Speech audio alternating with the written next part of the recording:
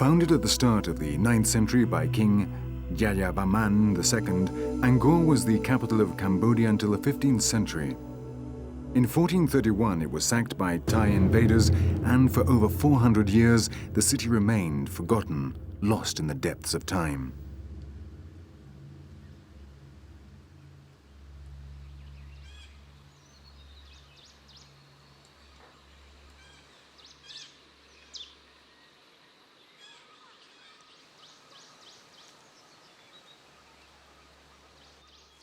In 1858, the Frenchman Henri Mouhot revealed it to the Western world, and 2 years later, with the French colonization of Indochina, a series of archaeologists began to study and rebuild the city, defying nature and attempting to recover the work of the ancient kings and builders.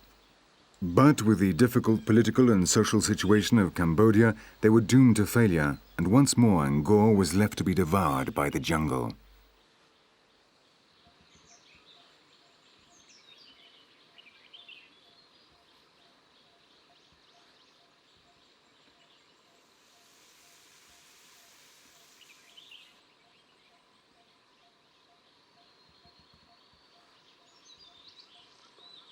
The entrances to the site are guarded by the genies of the heavens, 27 stone giants standing at either side of the road leading to Angkor Wat, the culmination of Khmer art.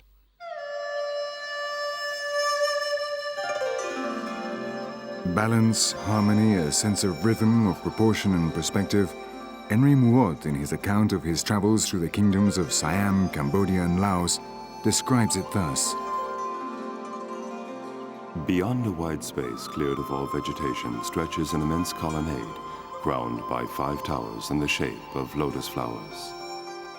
Against the deep blue of the sky and the intense green of the jungle, which serve as the backdrop to this solitude, the line of an architecture which is both elegant and majestic seemed to me the monumental profile of an enormous cemetery, the final resting place of an entire extinct race. The beauty and femininity of the apsaras, the celestial nymphs and dancers of the universe, accompany the visitor as he walks around Angkor Wat. But the recent history of Cambodia is very different from the splendor of its past.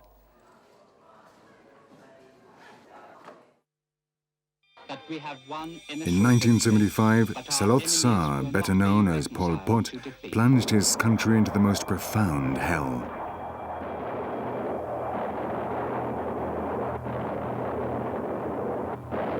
While neighboring Vietnam was fighting a bloody struggle against the American invader, Pol Pot founded the clandestine Kampuchea Workers' Party, a movement first planned in the 1950s in the classrooms of the Sorbonne University in Paris, where Pol Pot had been given a grant to study. In 1965, on a visit to China at the start of the Cultural Revolution, Pol Pot discovered radical politics. A peasant revolt marked the beginning of a declaration of armed struggle, but Pol Pot and his army of Khmer Rouges did not develop their vision of a revolutionary society until they had succeeded in gaining absolute power. Events speeded up as the war against the Americans in Vietnam escalated. The coup d'etat by General Lon Nol and the proclamation of the Khmer Republic unleashed civil war. 5 years later, in April 1975, the Khmer Rouges succeeded in conquering the capital, Phnom Penh.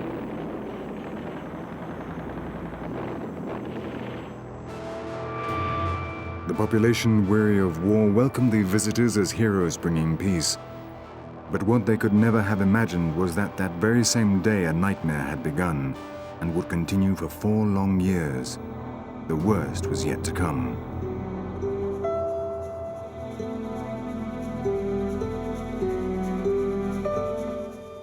Immediately, massive evacuation from the capital began, and the population was interned in communes, made to do forced labor. All basic rights were abolished, and the most absolute reign of terror began.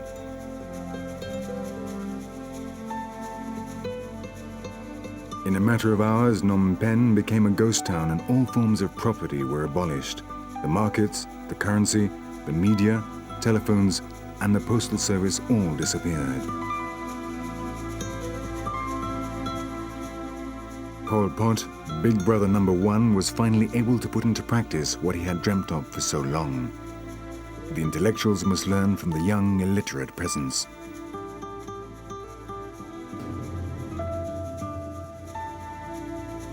Anyone who had received secondary education was condemned to be executed. Wearing glasses and not having calluses on your hands made you a candidate for death. 90% of doctors were killed.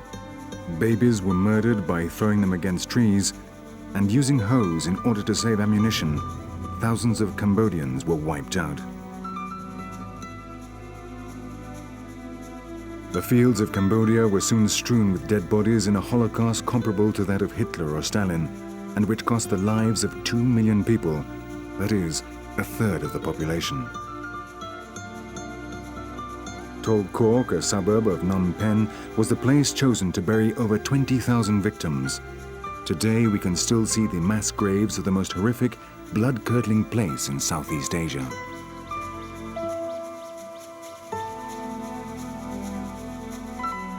In the center of Tol Kork, a monument reminds us just what humans are capable of.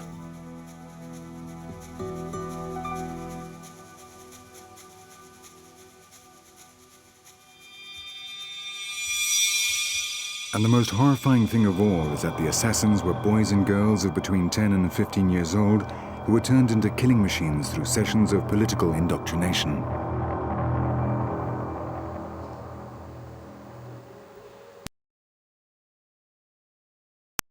When just 11 years old. Pol Pot was not the cause of the genocide, quite the opposite. He managed to raise the production of rice, and there was food for everyone. If they had let him govern for longer, this country would have developed. Those really responsible for the Holocaust were the Vietnamese, who hate us. They infiltrated our organizations and manipulated the ignorant local leaders in order to wipe out our culture.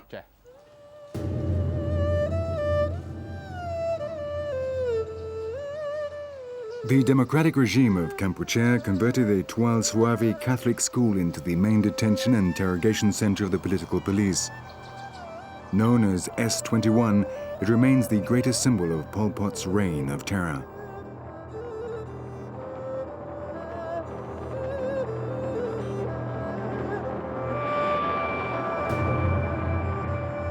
Its archives provide chilling, detailed accounts of the prisoners who passed through here. Interrogations were carried out by young fanatics eager to prove themselves. If the victim confessed to some crime, he was sentenced to death. And if not, the interrogators murdered him anyway, simply with a blow to the head.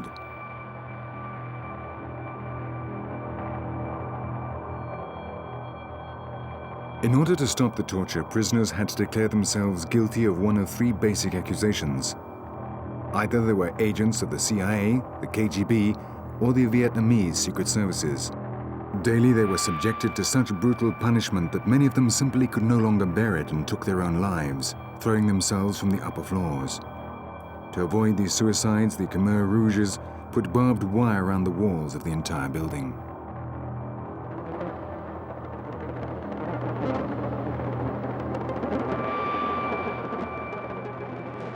When it came to torturing their victims, the executioners made no distinction between a frail old woman, an innocent girl, or a foreign journalist who had been unable to flee the country in time. In 4 years, over 17,000 people were executed in the S21 concentration camp.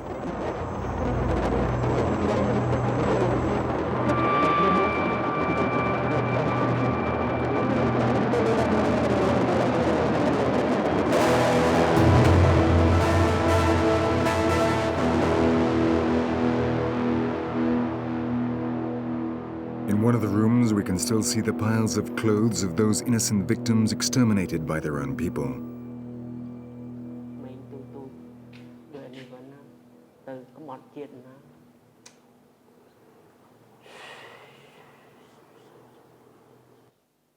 Only 2 people managed to escape from this prison alive, thanks to their artistic skills. The sculptor Im Chan was saved because he had to finish a bust of Pol Pot.